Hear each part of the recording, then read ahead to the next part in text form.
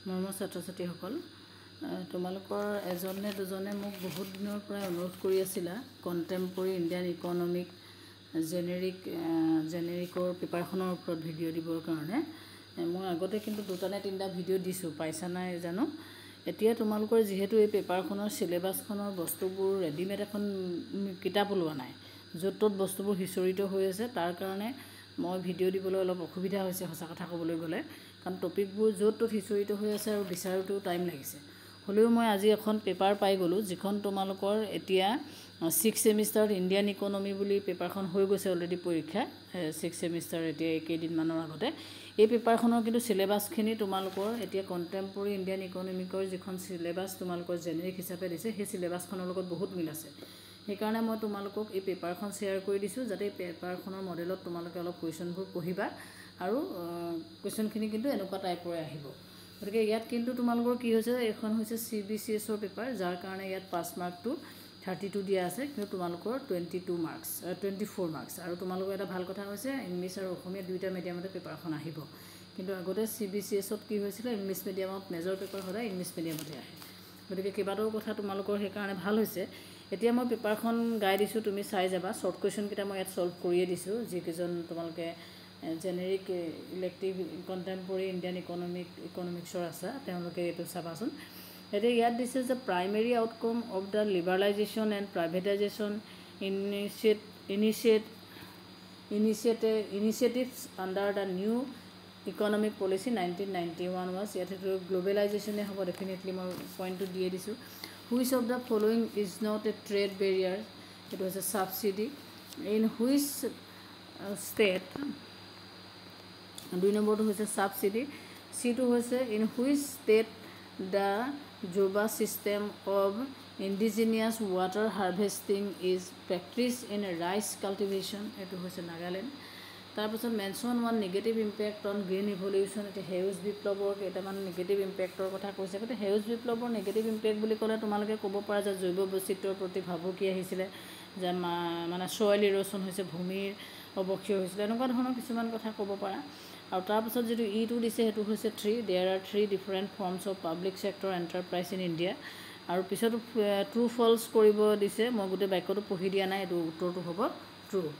তাৰপাছত যিটো হৈছে কুৱেশ্যনটো, which of the following does not comes under the service sector, এইটো হৈছে ফৰ্মেশ্যন অফ ইলেক্ট্ৰনিক টেলিভিশ্যন। আৰু এইচটোৰ যিটো উত্তৰ হৈছে সেইটো হৈছে double entry, the system of accounting use in balance of payment is double entry.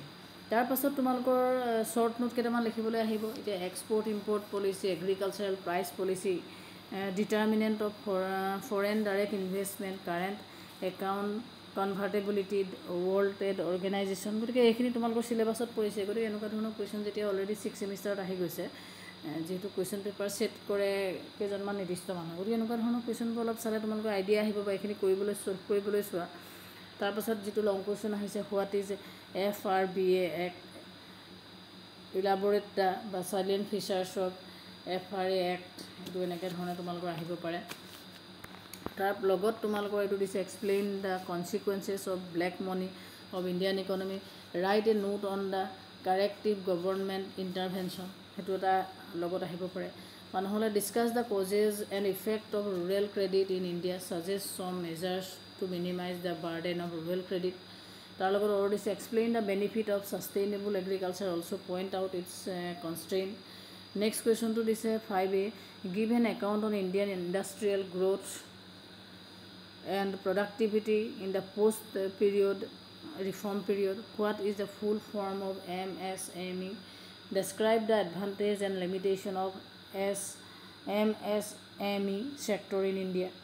Next is a 6A, what are the problems of service sector in India? Illustrate the role of service sector in Indian economy. The prepare a note on the trend in merchandise trade and invisible trade of India. গতিকে এনেকুৱা ধৰণে কেইটামান question আহিব। এতিয়া তোমালোকৰ 2-এটা বস্তু ইয়াত টপিকটো তোমালোকৰ চিলেবাছত নাথাকিব পাৰে, কিন্তু যিকেইটা টপিক তোমালোকৰ চিলেবাছৰ লগত ৰিলেটেড, সেই টপিককেইটাৰ লগত ৰিলেটেড যিটো কুৱেশ্যন আহিছে সেই কুৱেশ্যনটো কৰিবলৈ চেষ্টা কৰিবা, বা এনেকুৱা ধৰণৰ কুৱেশ্যন আহিব পাৰে।